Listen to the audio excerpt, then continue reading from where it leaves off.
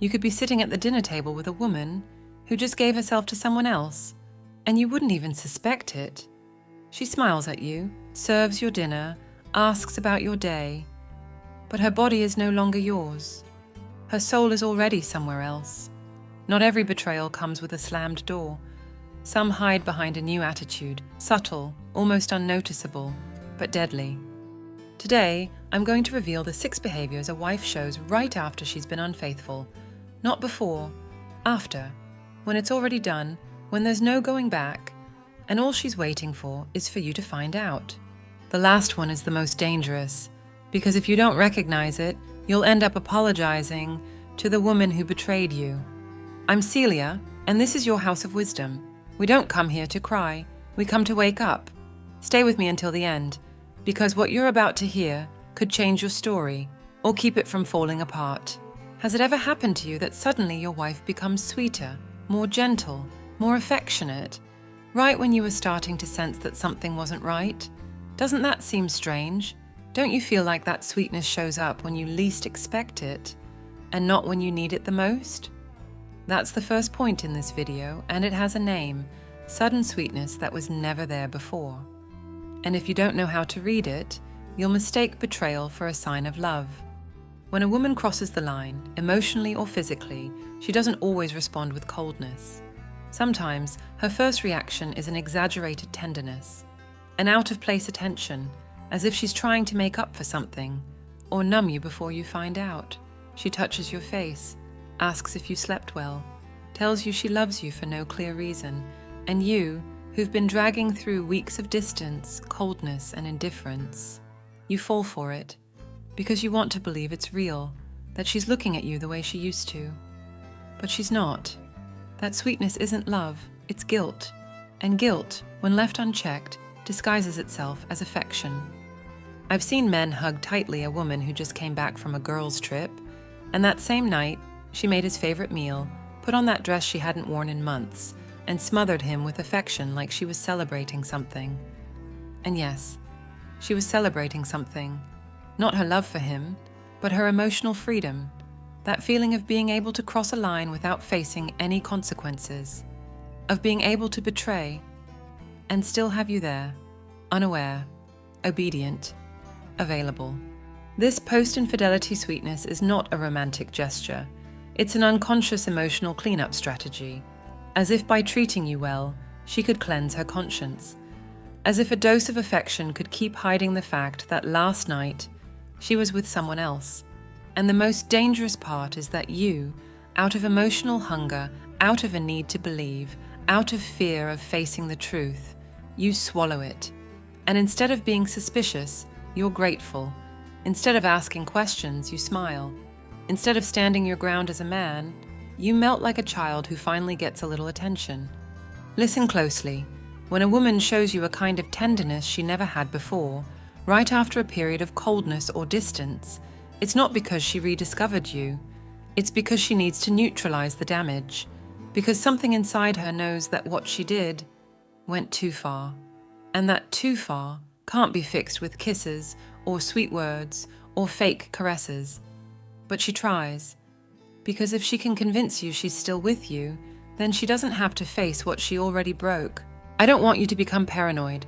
I want you to become aware, to see the gesture behind the gesture, to stop settling for affection without knowing where it comes from. Because if you don't learn to tell the difference between true tenderness and guilty tenderness, you'll end up sleeping next to a woman who, every time she smiles at you, lies to you sweetly. And that, my dear, is the cruelest form of betrayal, the kind that doesn't hit all at once, the kind that caresses you while it poisons you. And when that sudden sweetness starts to fade, when it no longer manages to fully calm you, something more unsettling takes its place. A different kind of silence, one you hadn't noticed before, but now it feels heavy. It's not the silence of routine, it's the silence of emotional absence. This brings us to the second key point in this video, the silence that didn't bother you before, but now weighs on you. Because when a woman has been unfaithful, her body might still be there, but her soul starts speaking another language. And if you don't hear it, you'll end up talking to a ghost. The female mind, when it feels guilt or division, doesn't always explode. Sometimes it shuts down. And that shutdown shows in subtle ways. She answers with one-word replies, listens without looking at you, shares the bed without giving herself. No arguments, no complaints, but also no presence. Because the desire is gone. And when desire leaves, it doesn't scream, it goes quiet. And you, if you're emotionally asleep, will interpret that silence as tiredness, as stress, as a passing phase. But it's not. It's real disconnection. And the most dangerous part is that it happens after the act, after she's already been unfaithful, after crossing a line that can't be undone. Real psychology, the kind whispered in therapy rooms, not written in books, knows that a woman who's been unfaithful enters into an inner conflict. Keep pretending or start letting go. And letting go doesn't always mean speaking. Sometimes it means no longer sharing, no longer touching, no longer looking at you, no longer laughing with you like she used to. And you, driven by your need for stability, your need for things to be okay, overlook that silence. You fill it with explanations, with justifications, with denial. But that silence isn't accidental. It's there because she's no longer with you, because emotionally, she's already gone. From Stoic philosophy, there's a brutal teaching that you need now more than ever. Reality is not to be denied. It must be seen clearly, even when it hurts. A Stoic doesn't close his eyes to change. He doesn't lie to himself for the sake of peace. He faces it. He discerns. He stays grounded in his center, even when everything around him is falling apart. And you, if you want to reclaim your power, need to do the same. You need to see that silence for what it is, a silent confession. A sign that she no longer chooses you, even if she can't bring herself to say it. Let me say this bluntly. A woman who keeps that kind of silence isn't doing it out of respect. She's doing it out of disconnection, out of lost desire, out of unresolved guilt. And if you don't wake up, you'll keep talking to a woman who only answers out of courtesy, who no longer feels your presence, who no longer lights up when you walk in because her energy is already invested elsewhere. Don't ignore that silence. Don't mistake it for maturity. Don't cover it up with excuses, because every minute you accept it, you're losing ground.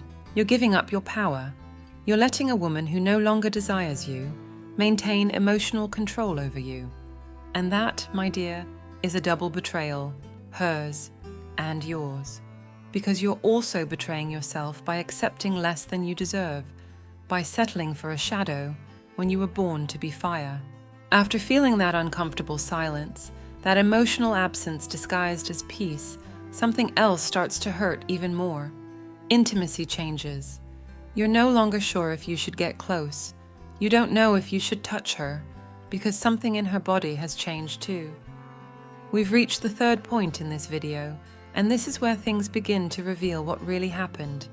The sudden shift in her intimate routines. She might now reject you without saying a word. Or, on the contrary, she might suddenly become more passionate than usual. Neither of these things is what it seems. And if you don't see it clearly, you'll find yourself playing a game you no longer control. Let me explain it with raw psychology. When a woman has given herself to someone else, her body doesn't come back the same. Because desire, that real, deep, wild desire, can't be copied. It can't be rehearsed. It can't be faked. If she rejects you, it's because her fire is somewhere else. But if suddenly she initiates things she never wanted before, if she's now more daring, more experienced, it's not because she rediscovered you. It's because she's bringing new energy. Movements she didn't learn with you. Gestures that come from another setting. And she's using them with you, not to connect, but to cover up, to compensate, to drown the guilt with an act that doesn't come from desire, but from the need to still appear to be yours. What should you do about it? The strategy is simple, but it takes courage. Don't respond automatically to the offer of intimacy. Don't seek physical contact as a form of validation. Observe her, assess, measure the real fire, and if what you find is a new script, a character that didn't exist before, don't celebrate it. Ask questions without words, with your eyes, with your pause, with a moment of distance. Because a man who reacts with hunger, is a man who can be manipulated. But a man who knows how to wait, who knows how to read, who doesn't jump at the first sign, is a man who commands respect. Think of it this way. If your woman suddenly shows up one night wanting to do everything she used to avoid, it's not a gift. It's a symptom. It's like someone who never cooked suddenly serving you an exquisite meal right after dining somewhere else. It smells good, tastes good, but it's not hers. And you, if you're not clear-headed, will eat it with gratitude, without realizing you're being served the leftovers of a story that no longer belongs to you. Stoic practice teaches us to distrust impulses, to observe before acting, not to be carried away by the moment's emotion or immediate pleasure. And that's exactly what you need now, because if a woman who hasn't desired you in weeks suddenly comes at you with unfamiliar passion, she's not choosing you, she's using you as emotional cover, so she doesn't feel so far away, so she doesn't have to face the truth that she's already crossed a line. Before we move on to the remaining behaviors, which will be even clearer, more painful, and more revealing, I invite you to subscribe to the channel and give this video a like if any of this resonates with your story. Comment below and tell us which country you're watching from, and type just one phrase, "I am Stoic," because there are still 3 more signs to go, and the last one may be the one that finally opens your eyes. And after that strange intimacy, that fire you're not sure is yours or borrowed, you try to connect with her outside the bedroom and realize that any everyday gesture turns into a reason for conflict. It's no longer about desire, it's about tension, but not passionate tension, uncomfortable tension, irritable, intolerant. And that brings us to the 4th point in this video, irritability over ridiculous things. Because when a woman has been unfaithful, she needs to justify her betrayal to herself. And since she can't admit the problem is hers, she starts projecting it onto you. The most common sign? She starts getting upset over the tiniest things. You leave a towel out of place and she acts like you ruined her life. You ask about her day and she snaps. You try to have a conversation and it feels like you're intruding. That irritability isn't about what you did, it's about what she already did. Because she can't hold the lie without creating conflict. She needs, unconsciously, to build a story where you're the problem. And that story starts with the little things: how you serve food, how you say hello, how you close a door. Because if she can convince herself that you drain her, then she has an emotional excuse for everything she's already broken inside. This is the most common mistake men make when trying to win back a woman who's already living another story. They try to calm her, understand her, adapt. They believe that if they become more patient, more empathetic, more considerate, she'll start seeing them the way she used to. But that doesn't happen, because you're not dealing with a confused woman. You're dealing with a woman who's already decided. She just doesn't want to face the consequences. And her irritability isn't a cry for help, it's a way to create emotional distance without having to end things directly. Deep feminine psychology makes it clear. When a woman wants to justify her desire for someone else, she needs to generate rejection toward her current partner. But since she's not always aware of that desire, it shows up as exhaustion, frustration, emotional overload. And you, instead of stepping back, get closer. You become understanding, obedient, submissive. You become an emotional peacemaker, while she turns into a silent bomb that doesn't want to be contained anymore, but released. And when she finally leaves or confesses, she'll already have her line ready. "I just couldn't take it anymore." The most destructive consequence of falling into this trap is that you start doubting yourself.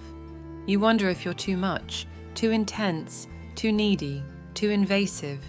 You start correcting everything, walking on eggshells, speaking carefully, and without realizing it, you become emotionally castrated.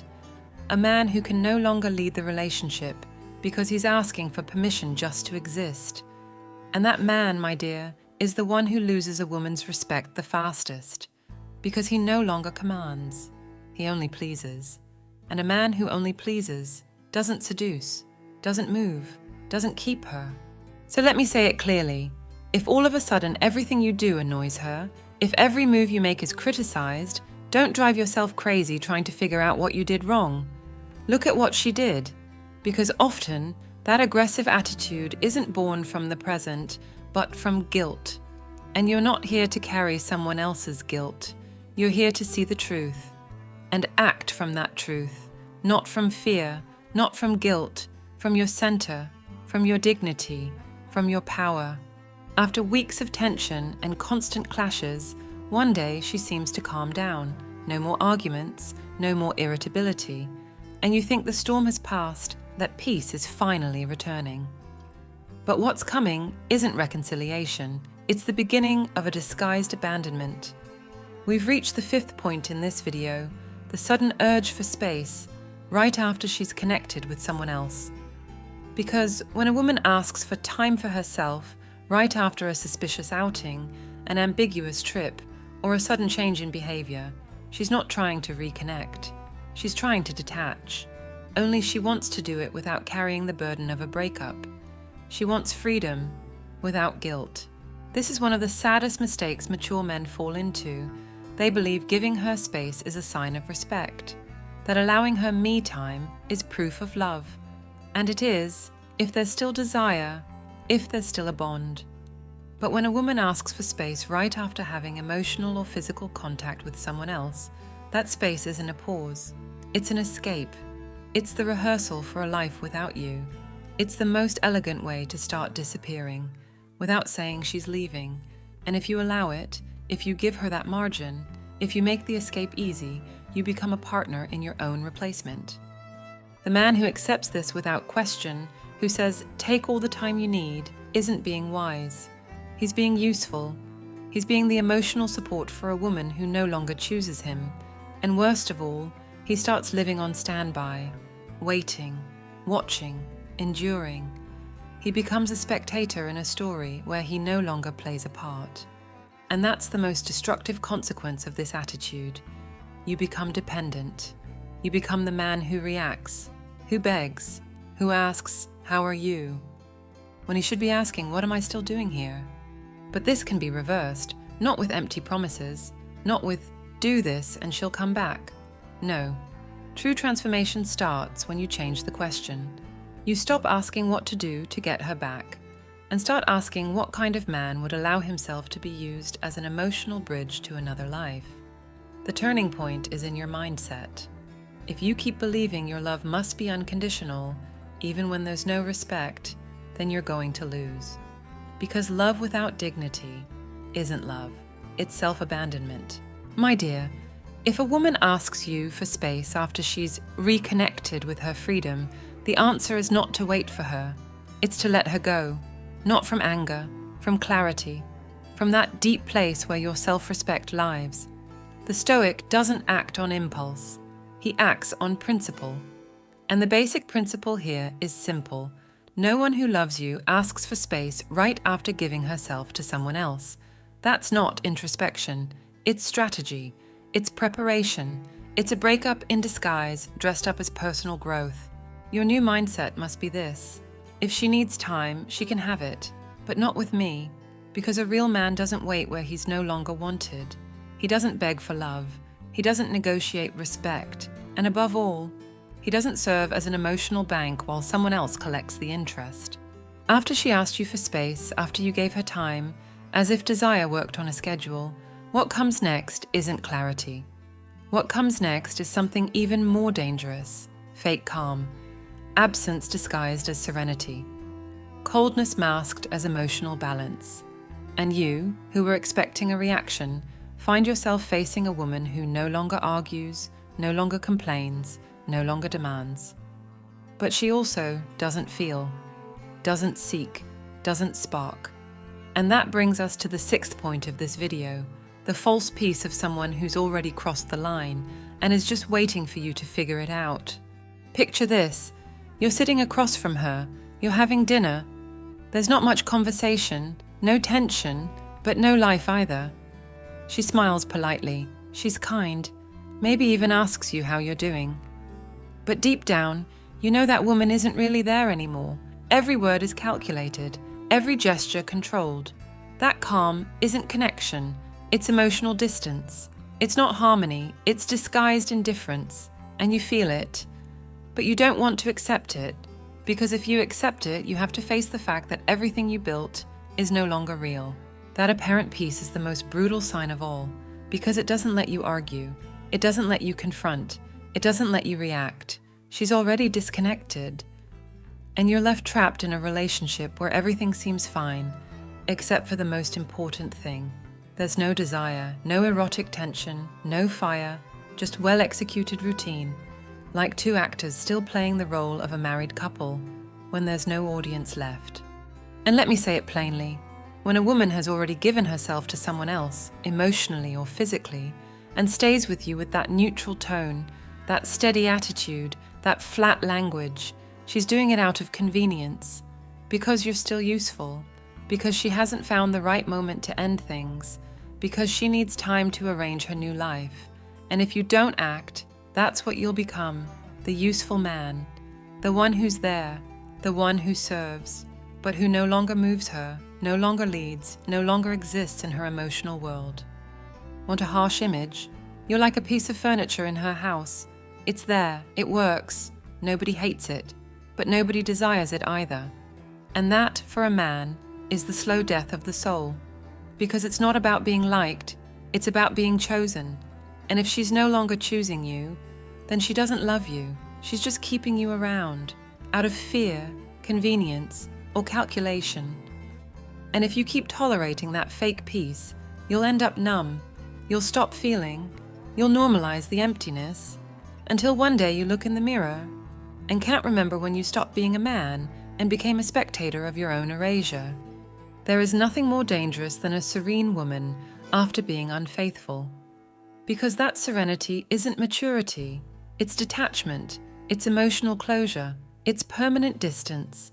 And if you don't see it, if you don't face it, you'll spend the next few years sharing a bed with a woman who's already buried you emotionally, while she smiles, while she says, everything's fine, and you believe her, like a blind man who refuses to open his eyes, because he knows he won't like what he sees.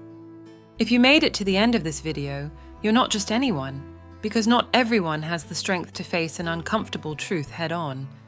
Many would rather stay asleep, keep justifying, keep accepting emotional crumbs from a woman who already left them on the inside, even if she still says, I love you.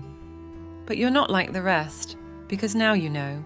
Now you've seen clearly what used to be disguised as tenderness, exhaustion, or serenity. Now you have the responsibility to decide, keep pretending everything's fine, or take control and start living as the man you truly are. This video isn't meant to make you hate any woman. It's meant to stop you from hating yourself every time you accept less than you deserve. Because when your wife cheats, and you stay there, without reacting, without clarity, without strength, you didn't just lose a woman, you lost yourself. And today is the time to come back, to choose yourself, to respect yourself, to draw a line that doesn't depend on what she does, but on what you'll never allow again. I want you to comment below with one phrase. Brief, firm, real. I won't betray myself again. And let us know what country you're watching from. Because this channel isn't for the masses. It's for men who are awake, for wounded men who've chosen to heal with dignity. I'm Celia, and this is your House of Wisdom. I didn't come here to comfort you. I came to reveal what no woman dares to say out loud. Because if you don't understand the female mind, it will destroy you. Here, we don't sugarcoat the truth. We face it, because this channel exists for one clear purpose, to transform men who've been used, tamed, or dulled into men a woman wouldn't dare to leave. Subscribe, turn on the bell, share this video with that friend who's living with a woman who no longer respects him, but he hasn't realized it yet, because your clarity could wake up someone else's. And that too is leadership. Now don't leave. Choose one of the 2 videos on the screen, because the most dangerous thing isn't what you already know, it's what you still refuse to see. And in one of those videos is the truth you need to finally open your eyes. I'll see you there.